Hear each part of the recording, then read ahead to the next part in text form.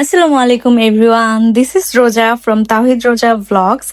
অনেক দিন পর, অনেক দিন বলবো না, অনেক যুগ যুগ পর আমি আজকে একটা ছোট্ট মিনি কুকিং ভ্লগ নিয়ে এসেছি। তো বাসায় হচ্ছে এরকম চিকেন, বিফ এসব মিট আইটেম খেতে খেতে সবার একদম অবস্থা খারাপ।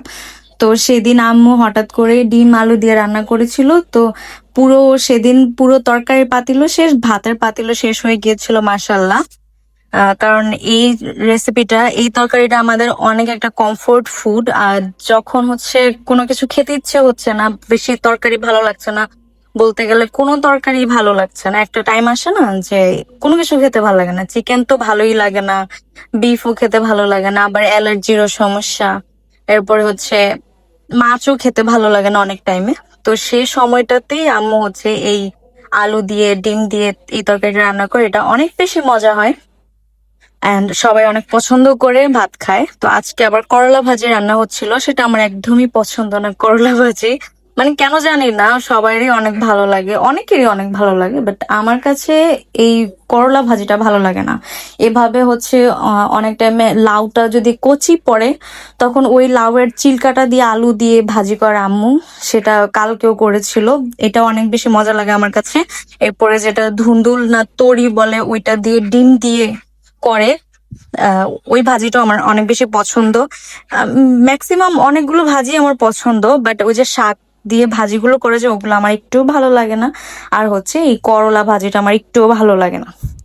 তো আজকে আবার সেম রেসিপি হচ্ছে, তো আমি চিন্তা করলাম আপনাদের সাথে শেয়ার করি। যদি এমন কেউ আছেন যে এখন এসব মাংস আইটেম ভালো লাগছে না, মাছ আইটেম ভালো লাগছে না, এই রেসিপিটা ট্রাই করবেন এন্ড আমাকে কমেন্ট সেকশনে বলবেন যে আপনি এক প্লেট ভাত মজা করে খেতে পেরেছেন কিনা। তো আমরা হচ্ছে মেইনলি প্রথমে যে সিম্পল পেঁয়াজ মরিচ দিয়ে যেটা করে, ডিমটাকে ভাজে ফ্রাই করে, ওইটাই করছি। একটু লবণ দিয়ে পেঁয়াজ মরিচ দিয়ে ডিমটাকে ভালো মতো ফ্রাই করছি, একটু ওই যে পোড়া পোড়া ফ্রাই যেটা হয় এরকম আর কি, ব্রাউন ব্রাউন টাইপ ফ্রাই হয় যেটা, ওটা হচ্ছে তরকারিতে অনেক বেশি মজা লাগে। তো আমরা একটু ভালো করে ফ্রাই করছি। এভাবে যে নর্মাল একটা নরম নরম ফ্রাই থাকে না, ওইটা তরকারিতে গিয়ে তরকারিটার মধ্যে ডিমটা আরো বেশি সগি হয়ে যায়, যার কারণে ওইটা মজা লাগে না। একটু ভালো করে ফ্রাই করলে ওইটা তরকারি ঝোলের সাথে মিশে অনেক বেশি মজা লাগে।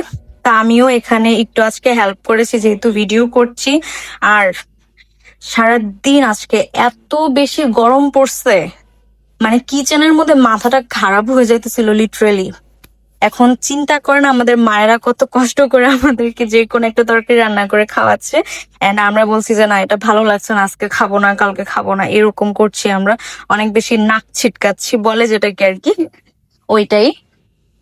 তো আমি আজকে অনেক দিন পর কিচেনে ঢুকলাম। আমি কাজ করি না, আরেকটাও আমি ভ্লগ আপলোড দিব, ওটা হচ্ছে আমার নিয়ে, কিচেন ক্লিনিং নিয়ে। আম্মু বলছিল বাবারে কতদিন পর কিচেন ক্লিন করতেছে, এটারও ভিডিও বানাচ্ছে। আমি আম্মুকে বললাম যে আম্মু আমার কাছে এখন কোনো ভিডিও নাই, যার কারণে আমি এটারও ভিডিও বানাতে হচ্ছে, এরকম আর কি। তো আমি একটু রেসিপিটা বলি, যদি একদমই ইজি একটা রেসিপি। প্রথমে হচ্ছে তেলটা গরম হবে, তারপরে ভালো করে পেঁয়াজটা সফট করব। এরপরে এখানে আম্মু হচ্ছে টমেটো, এরপরে মরিচ, এরপরে রসুন, এগুলো সব দিয়ে দিয়েছে। এরপরে এগুলো কিছুক্ষণ সফট করছে, মানে কষাইছে, এগুলোকে কিছুক্ষণ রান্না করছে। তারপর হচ্ছে রেগুলার যে মশলাগুলো, যেমন হলুদ মরিচ, এই দুইটাই দিছে। হ্যাঁ মেবি এই দুইটাই দিছে, এই দুইটা দিয়েই তারপরে আবার ভালো মতো কষাইছে যতক্ষণ পর্যন্ত না তেলটা উঠে আসছিল মশলা থেকে। তারপরে হচ্ছে এখানে আলুগুলো দিয়ে দিয়েছে। আজকে পুরো এক পাতিল রান্না করা হয়েছে সকাল আর রাতের জন্য, প্লাস যদি থেকে যায় কালকেও খাওয়া যাবে এরকম আর কি, এজন্য বেশি করে রান্না করা হয়েছে। তারপরেই তো এটা কি হচ্ছে, ওই যে আলু আলু যে কষায় না, এটা হচ্ছে আর কি। তারপরে আম্মু এখানে পানি দিয়ে দিছে পরিমাণ মতো আলুগুলো। আর একটা কি জিনিস, আমি যখন আলুর তরকারি রান্না করি, যেটা হচ্ছে মাছ দিয়ে হোক বা এরকম ডিম দিয়ে হোক, যেরকম ভাবে আমি আলুর তরকারি রান্না করি, আমার আলুগুলা না মনে হয় যে আমার দিকে তাকায় আছে, এরকম ফিল হয়। আমি জানি না, আম্মুর যদি তরকারি রান্না করে না আলু দিয়ে, তখন ওইটা একদম পারফেক্ট হয়, একদম ঘন ঘন, গ্রেভিটাও অনেক বেশি মজার হয়। বাট